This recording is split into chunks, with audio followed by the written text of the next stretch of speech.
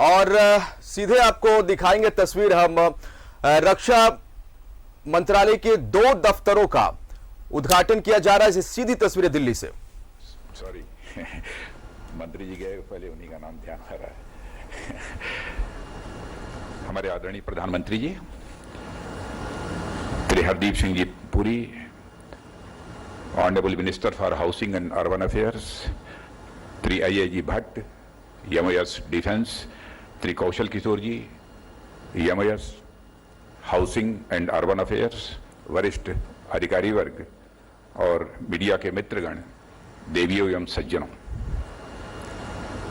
सबसे पहले मैं अपनी तरफ से आदरणीय प्रधानमंत्री जी का तहे दिल हार्दिक स्वागत करता हूं और अभिनंदन करता हूं। और विशेष रूप से इसलिए भी अभिनंदन करता हूं कि प्रधानमंत्री जी की दूरदर्शिता, उनकी काल्पनिक क्षमता और दृढ़ इच्छा शक्ति का यह परिणाम रहा है कि आज डिफेंस ऑफिस कॉम्प्लेक्स का यहां पर उद्घाटन हो रहा है। और प्रधानमंत्री जी रक्षा मंत्री होने के नाते मैं ये कहना चाहूंगा कि रक्षा क्षेत्र के इतिहास में यह एक उल्लेखनीय कार्य हुआ है जो कि आपके मार्गदर्शन में हुआ है। सेंट्रल विस्टा की इस ऐतिहासिक परियोजना में पहली अचीवमेंट यह डिफेंस के नाम से होना हमारी ओवरऑल सिक्योरिटी के प्रति जो आपका कमिटमेंट है, आपकी सरकार का जो कमिटमेंट है, इसको यह दर्शाता है। न्यू दिल्ली के जिस हिस्से में हम सेंट्रल विस्टा, जिसे हम सेंट्रल विस्टा के नाम से जानते हैं, इसका निर्माण आज से लगभग 1 शताब्दी पहले अस्थायी आवश्यकताओं को पूरा करने के लिए किया गया था। राष्ट्रपति भवन के इर्द गिर्द जो भी हटमेंट हम देखते हैं वे दरअसल, जैसा पुरी जी ने बताया, सेकेंड वर्ल्ड वॉर के समय में बैरक थे, अस्तबल थे, और वह भी पूरी तरह से अस्थायी थे। परंतु कालांतर में यह अस्थायी व्यवस्था धीरे धीरे अस्थायी होती चली गई। वक्त के अनुसार बदलाव की जरूरत थी। जैसे वक्त के अनुसार आप बराबर बदलाव करते रहते हैं, उसके बारे में सोचते रहते हैं, लेकिन वह बदलाव नहीं हो पाया। यथा स्थितिवाद का जो रवैया है उसके कारण यह हम लगातार उसी रास्ते पर चलते गए। और मैं समझता हूं कि यह हटमेंट्स उन्हीं विरासतों में से एक है। और इन वैरकों हटमेंट्स में ऑफिशियल्स 70 वर्षों से लगातार काम करते चले आ रहे थे और बिल्डिंग्स इतनी जर्जर हो गई थी कि टूटने के कगार पर थी। कभी कभी तो मुझे भी इसकी शिकायतें रक्षा मंत्री होने के नाते प्राप्त हुई हैं। यह हमारे अधिकारियों की वर्किंग कंडीशन को भी प्रभावित करता था।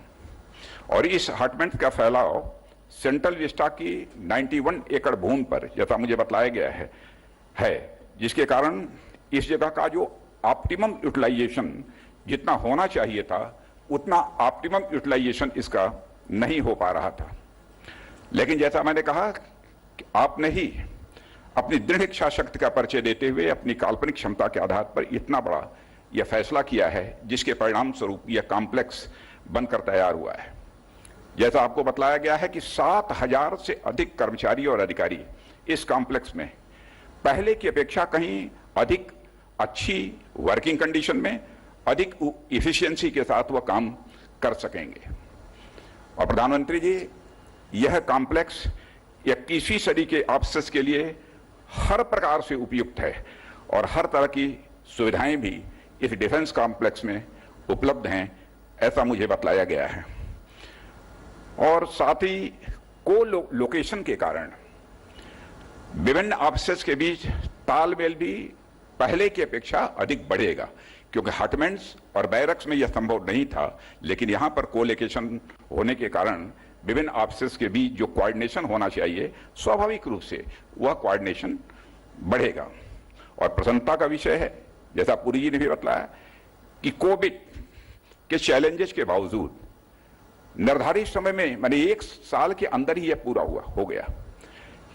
और जिस जुनून के साथ ये हाउसिंग और अर्बन अफेयर्स मिनिस्ट्री ने काम किया है, उसकी जितनी भी प्रशंसा की जाए कम है। और उनके सचिव जब दुर्गा शंकर जी मिश्र से जब भी हमारी बात हुई तो मैंने उनके अंदर जो जुनून देखा, पहले मुझे नहीं लगता था कि निर्धारित समय में पूरा हो पाएगा, लेकिन जुनून देखने के बाद हमारा विश्वास पक्का होता चला गया कि बार बार वह कहते थे कि नहीं, हम इसको समय के अंदर पूरा करेंगे, और ये कॉम्प्लेक्स पूरा हो गया है। और इस अवसर पर प्रधानमंत्री जी के प्रति मैं आभार व्यक्त करना चाहूंगा, जिनके नेतृत्व में सरकार बनने के साथ ही रक्षा सशक्तिकरण का काम बड़ी तेजी के साथ प्रारंभ हुआ है। चाहे वन रैंक वन पेंशन का काम हो, चाहे सीडीएस की नियुक्ति का प्रश्न हो, चाहे डिफेंस मॉडर्नाइजेशन हो, चाहे डिफेंस एक्विजिशन हो, और रक्षा क्षेत्र में आत्मनिर्भरता के लिए आपके नेतृत्व में किए गए प्रयासों का परिणाम अब धीरे धीरे सामने आने लगा है।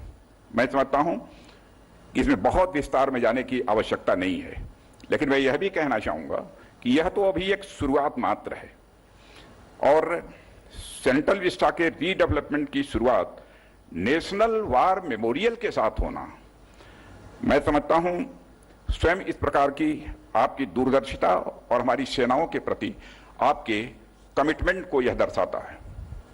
देवियों एवं सज्जनों, नए पार्लियामेंट के कंप्लीशन और सेंट्रल विस्टा के पुनर्निर्माण के साथ माननीय प्रधानमंत्री जी की परिकल्पना के अनुरूप जब यह इलाका निखर कर भव्यता के साथ सामने आएगा, तब यह नए और सशक्त भारत का पूरी तरह से प्रतिनिधित्व करेगा, ऐसा मेरा पक्का विश्वास है। इस अवसर पर मैं आवासन और शहरी कार्य मंत्री श्री हरदीप सिंह जी पुरी और उनके पूरे मंत्रालय को और सीपीडब्ल्यूडी विभाग को भी हार्दिक बधाई देता हूं, और जो उन्होंने अथक परिश्रम किया है तब जाकर यह निर्माण पूरा हो गया है। इसलिए पुनः अपनी तरफ से उन सबको हृदय की गहराइयों से बधाई देते हुए और आपके प्रति आभार व्यक्त करते हुए अपना निवेदन समाप्त करता हूं। बहुत बहुत धन्यवाद।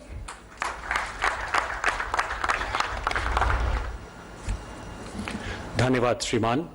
2021 आजादी का अमृत महोत्सव 1971 के महासंग्राम का स्वर्णिम विजय वर्ष, वो महाविजय जिसने दुनिया के नक्शे को बदल के रख दिया। जैसा कि माननीय रक्षा मंत्री ने बताया, पूरा देश आजादी के परवानों का शूरवीर सैनिकों को अपने श्रद्धा सुमन अर्पित कर रहा है। माननीय प्रधानमंत्री द्वारा उद्घाटित ये भव्य कार्यालय परिसर नमन कृतज्ञ राष्ट्र का भारतीय सेनाओं के प्रति। ये अत्याधुनिक इमारतें आवास एवं शहरी मामलों के मंत्रालय तथा रक्षा मंत्रालय के उत्कृष्ट तालमेल की भी एक मिसाल पेश करती हैं। इन्हीं भावनाओं को, इन्हीं स्वरों को गुंजित करती है हमारी अगली लघु film please sit back and admire. जिनके मजबूत कंधों पर है देश की सुरक्षा की बागडोर, थल, जल और नभ जिनकी निगाहें हैं हर ओर, सीना ताने जो हर संकट में बने हैं देश के सुरक्षा कवच। इनकी कर्तव्य परायणता और सजगता के कारण ही तो देश मना रहा आजादी का अमृत महोत्सव। प्रधानमंत्री नरेंद्र मोदी की विजनरी लीडरशिप में जब शुरू हुआ central Vista development redevelopment master plan, तब इस प्रोजेक्ट के तहत 90 सालों में पहली बार इस क्षेत्र के 62 एकड़ में कार्यरत हमारे सेना नायकों को प्राथमिकता देकर उन्हें आधुनिक सुविधाओं के साथ बेहतर स्थान पर स्थानांतरित करने का किया गया विचार। पहले जहां हमारे 7000 सेना नायक, जिनमें लेफ्टिनेंट जनरल रैंक तक के ऑफिसर शामिल हैं, वे द्वितीय विश्व युद्ध के समय बने हटमेंट यानी अस्थायी कार्यालय और जिनका अंग्रेजों द्वारा अस्तबल के रूप में इस्तेमाल किया जाता था, वहां कार्य करते थे। लेकिन आज हुआ है कस्तूरबा गांधी मार्ग और अफ्रीका एवेन्यू के 13 एकड़ क्षेत्र में state of the art technology से युक्त अत्याधुनिक कार्यालय परिसर का निर्माण। Resource efficient, environment friendly, light gauge steel frame जैसी न्यू टेक्नोलॉजी LGSF का उपयोग कर 12 से 13 महीने के कम समय में ही इस ऐतिहासिक निर्माण कार्य को किया गया है पूरा। यहाँ है rooftop solar panels, rain water harvesting, zero waste campus, occupancy sensors, puzzle parking जैसी स्वचालित और नवीनतम प्रणाली, जो पार्किंग की पूरी व्यवस्था का रूप ही बदल देगा। साथ ही हॉस्पिटल, मॉडर्न बैरिक्स, जवानों के लिए कैफेटेरिया के साथ 24 hours 7 days a week full fledged kitchen और एम्यूनिशन बैकअप फैसिलिटी, सुरक्षा के लिए high level security installations, integrated command और control centre, facial recognition system. इसके इंटीरियर में है झलक ग्लोबल ऑफिस ट्रेंड्स की। कोविड जैसे चुनौतीपूर्ण समय के बावजूद भी 6.5 लाख पर्सन्स डे के रोजगार का सृजन कर आत्मनिर्भर भारत के तहत इस भव्य इमारत का 8,000 टन सीमेंट, 9,000 टन स्टील का इस्तेमाल कर निर्माण दिखलाता है न्यू इंडिया की ताकत को। और इतने बड़े और भव्य निर्माण में एक भी पेड़ का न काटा जाना पर्यावरण के प्रति हमारी संवेदनशीलता को भी करता है उजागर। आज प्रधानमंत्री नरेंद्र मोदी इस अत्याधुनिक भवन को आजादी के अमृत महोत्सव के अवसर पर सौंप रहे हैं हमारे उन सेना नायकों को जिनकी रगों में बहता है भारत और जिनके हाथों में शान से लहराता है।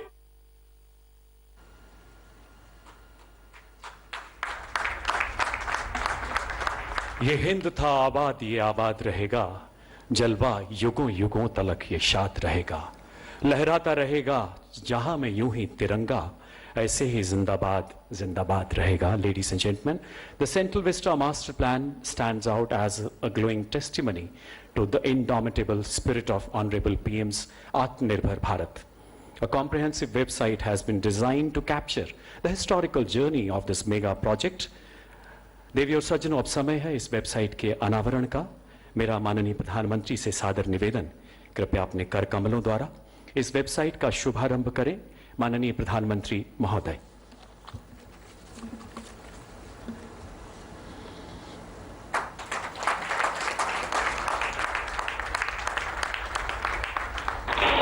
माननीय प्रधानमंत्री श्री नरेंद्र मोदी के अतुलनीय नेतृत्व में सेंट्रल विस्टा प्रोजेक्ट की परिकल्पना की गई है. एक ऐसी परियोजना जो आत्मनिर्भर भारत की संकल्पना के अनुरूप देश को एक अत्याधुनिक बुनियादी ढांचा प्रदान कर रही है, स्वावलंबन की नींव पर नए भारत के सपने को साकार कर रही है. इस महत्वाकांक्षी प्रयास के बारे में जनमानस के जहन में कई प्रकार के प्रश्न हैं. इसके विभिन्न पहलुओं को लेकर लोग बड़ी जिज्ञासा में हैं. देश के कोने कोने में लाखों लोग इसके बारे में जानने के उत्सुक हैं. ये वेबसाइट www.centralvista.gov.in उसी दिशा में सभी जानकारियां पारदर्शी रूप से प्रदान करने का एक डिजिटल माध्यम है. एक ऐसी वेबसाइट जो सेंट्रल विस्टा की पिछली 100 साल की यात्रा को खुद में समाहित कर आने वाले परिवर्तनों को भी रेखांकित करती है. इसमें विभिन्न प्रोजेक्ट्स जैसे स्वतंत्र भारत की प्रथम संसद, विश्व स्तरीय सेंट्रल विस्टा एवेन्यू, अत्याधुनिक केंद्रीय सचिवालय, रक्षा एनक्लेव, एग्जीक्यूटिव एनक्लेव के बारे में भी विस्तृत जानकारी उपलब्ध है. इसी के साथ परिसर के पुनर्विकास की औचित्य का भी विवरण देकर हर प्रकार की भ्रांतियों का निवारण भी इसमें किया गया है. निरंतर हो रहे कार्य की प्रगति का विवरण भी इसमें शामिल है. हिंदी एवं अंग्रेजी दोनों भाषाओं में उपलब्ध वेबसाइट में देशवासियों द्वारा अपने बहुमूल्य सुझाव देने का भी प्रावधान है. सभी देशवासी www.centralvista.gov.in की यात्रा पर अवश्य जाएं. देश हित में अपने सुझाव साझा करें. इसमें सहभागी बनकर राष्ट्र निर्माण के यज्ञ में अपनी कार्यांजलि अवश्य अर्पित करें. जैसा कि आप देख रहे हैं विभिन्न पहलू,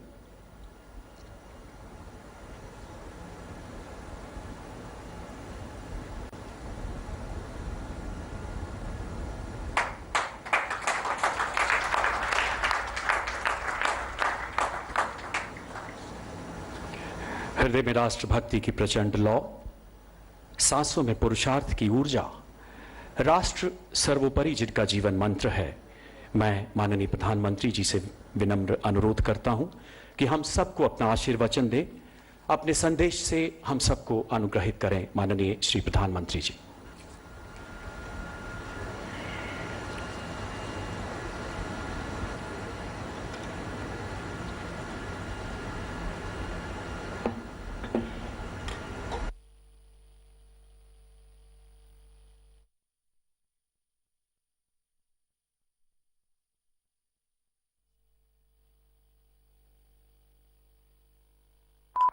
मंत्रिमंडल के मेरे वरिष्ठ सहयोगी श्रीमान राजनाथ सिंह जी,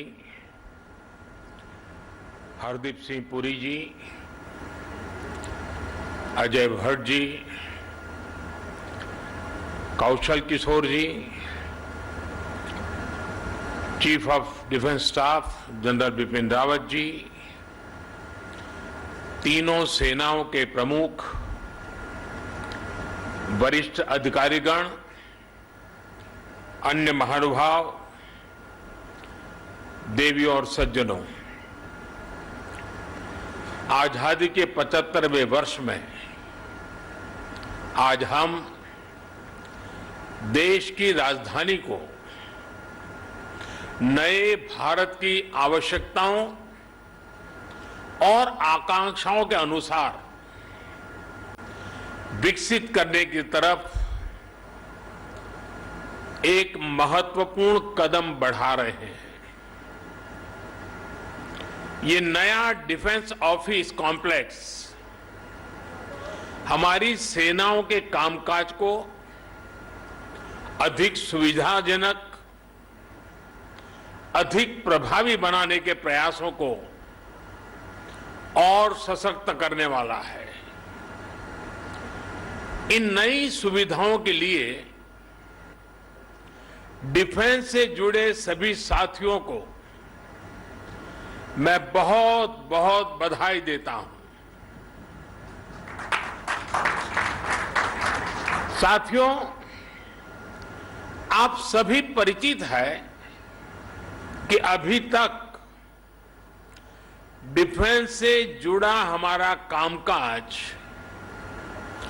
दूसरे विश्व युद्ध के दौरान बनाए गए हटबैंड से ही चल रहा था। ऐसे हटबैंड्स जिनको उस समय घोड़ों के अस्तबल और बैरकों से संबंधित जरूरतों के अनुसार बनाया गया था। आजादी के बाद के दशकों में इनको रक्षा मंत्रालय, थल सेना, नौसेना और वायुसेना के दफ्तरों के रूप में विकसित करने के लिए समय समय पर हल्की फुल्की मरम्मत हो जाती थी। कोई ऊपर के अधिकारी आने वाले तो थोड़ा पेंटिंग हो जाता था और ऐसे ही चलता रहा। इसकी जब बारीकियों के मैंने देखा तो मेरे मन में पहला विचार यह आया कि ऐसी बुरी अवस्था में हमारे इतने प्रमुख सेना के लोग देश की रक्षा के लिए काम करते हैं, इसकी इस हालत के संबंध में हमारे दिल्ली के मीडिया ने कभी क्यों लिखा क्यों नहीं, ये मेरे मन में होता था।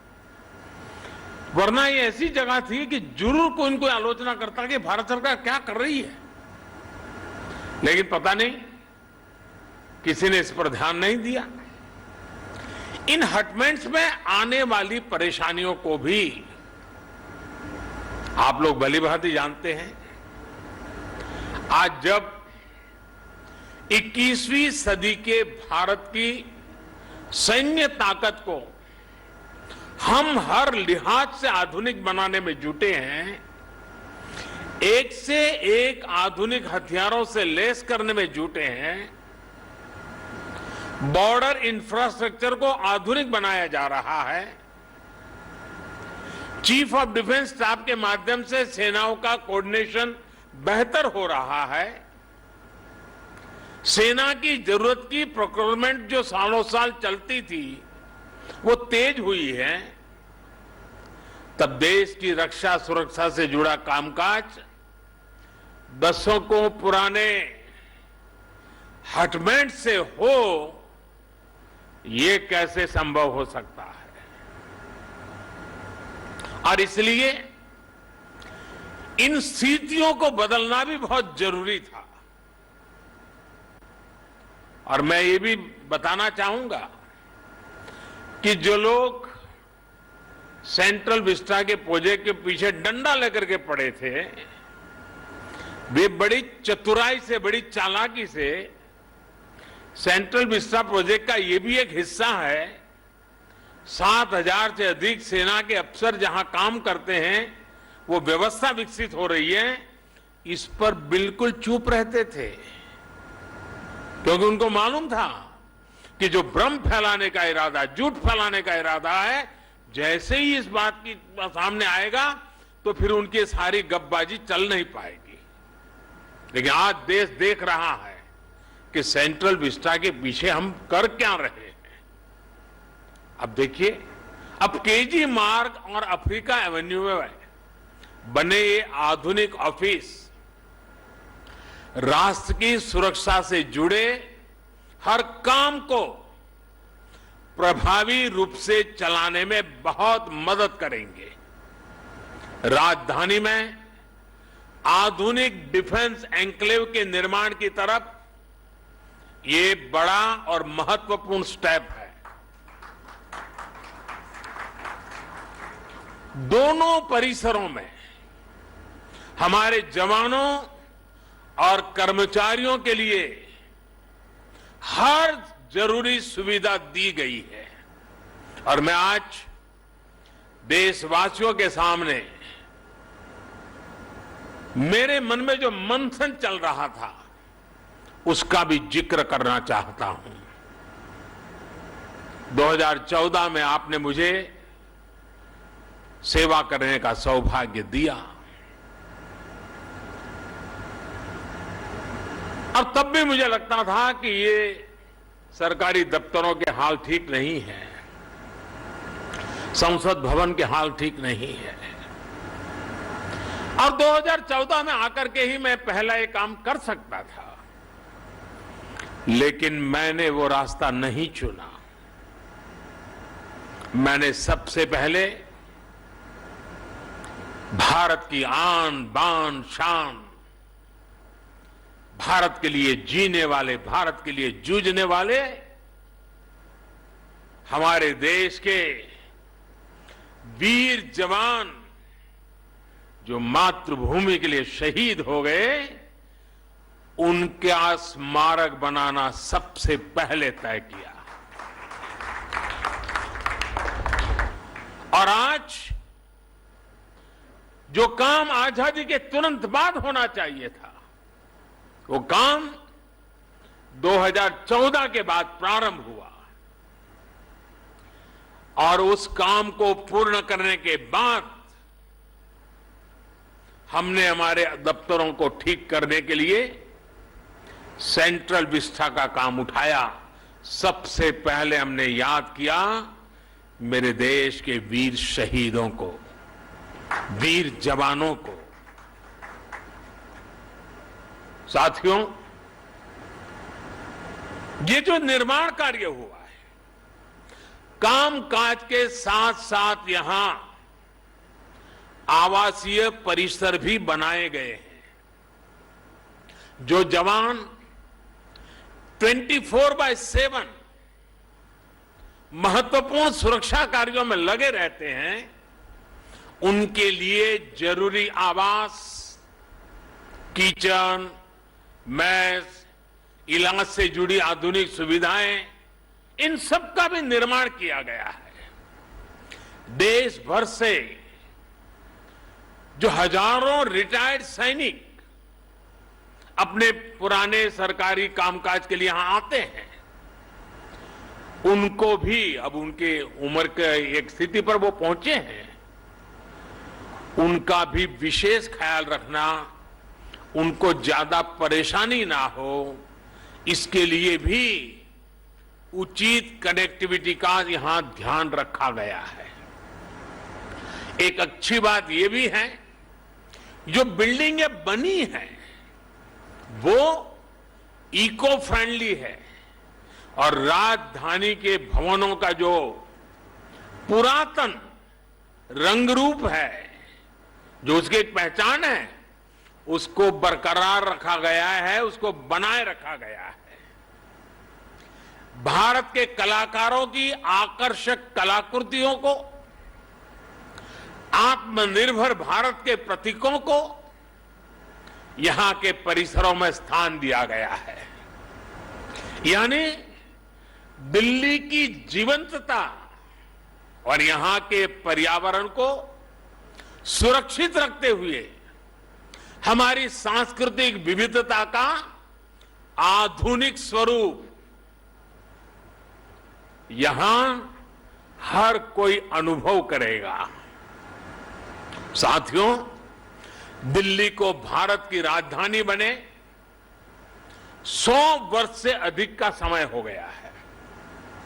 100 वर्ष से अधिक के इस कालखंड में यहां की आबादी और अन्य परिस्थितियों में बहुत बड़ा अंतर आ चुका है। जब हम राजधानी की बात करते हैं तो वो सिर्फ एक शहर नहीं होता है। किसी भी देश की राजधानी उस देश की सोच, उस देश के संकल्प, उस देश का सामर्थ्य और उस देश की संस्कृति के प्रतीक होती है। भारत तो लोकतंत्र की जननी है, इसलिए भारत की राजधानी ऐसी होनी चाहिए जिसके केंद्र में लोक हो, जनता जनार्दन हो। आज जब हम ईज ऑफ लिविंग और ईज ऑफ डूइंग बिजनेस इस पर फोकस कर रहे हैं तो इसमें आधुनिक इंफ्रास्ट्रक्चर की भी उतनी ही बड़ी भूमिका है। सेंट्रल विस्टा से जुड़ा जो काम आज हो रहा है उसके मूल में यही भावना है। इसका विस्तार हमें आज शुरू हुई सेंट्रल विस्टा से जुड़ी वेबसाइट्स में भी दिखता है। साथियों, राजधानी की आकांक्षाओं के अनुरूप दिल्ली में नए निर्माण पर बीते वर्षों में बहुत जोर दिया गया है। देश भर से चुनकर आए जनप्रतिनिधियों के लिए नए आवास हो,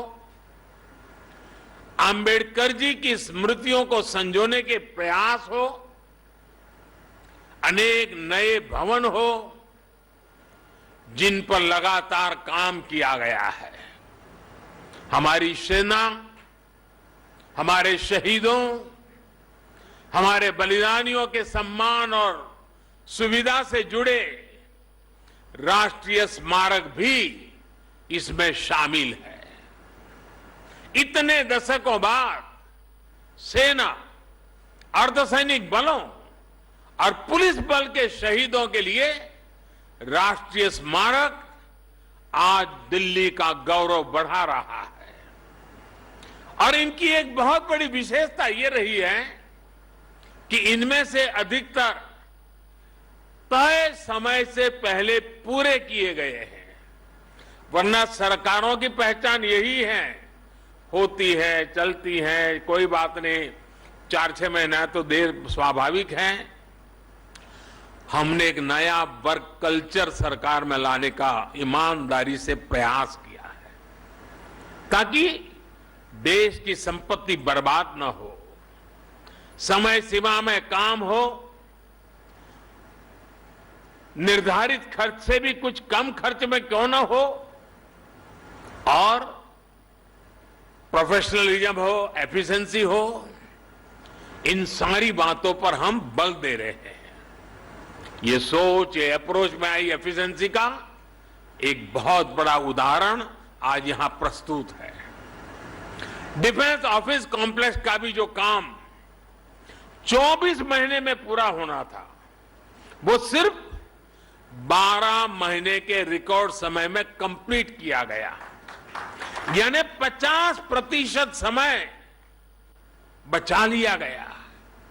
वो भी उस समय जब कोरोना से बनी परिस्थितियों में लेबर से लेकर लॉकडाउन, दिखना, फलाना, न जाने कितने सारी कठिनाइयों से बीच हम गुजरे हैं। इन तमाम प्रकार की चुनौतियां सामने थी, कोरोना काल में सैकड़ों श्रमिकों को इस प्रोजेक्ट में रोजगार मिला है। इस निर्माण कार्य से जुड़े सभी श्रमिक साथी, सभी इंजीनियर, सभी कर्मचारी, अधिकारी, ये सब के सब इस समय सीमा में निर्माण के लिए तो अभिनंदन के अधिकारी है, लेकिन साथ साथ कोरोना का इतना भयानक जब खौफ था, जीवन और मृत्यु के बीच में सवालिया निशान थे, उस समय भी राष्ट्र निर्माण के इस पवित्र कार्य में जिन जिन लोगों ने योगदान किया है, पूरा देश उनको बधाई देता है, पूरा देश उनका अभिनंदन करता है। ये दिखाता है कि जब नीति और नीयत साफ हो, इच्छा शक्ति प्रबल हो और प्रयास ईमानदार हो तो कुछ भी।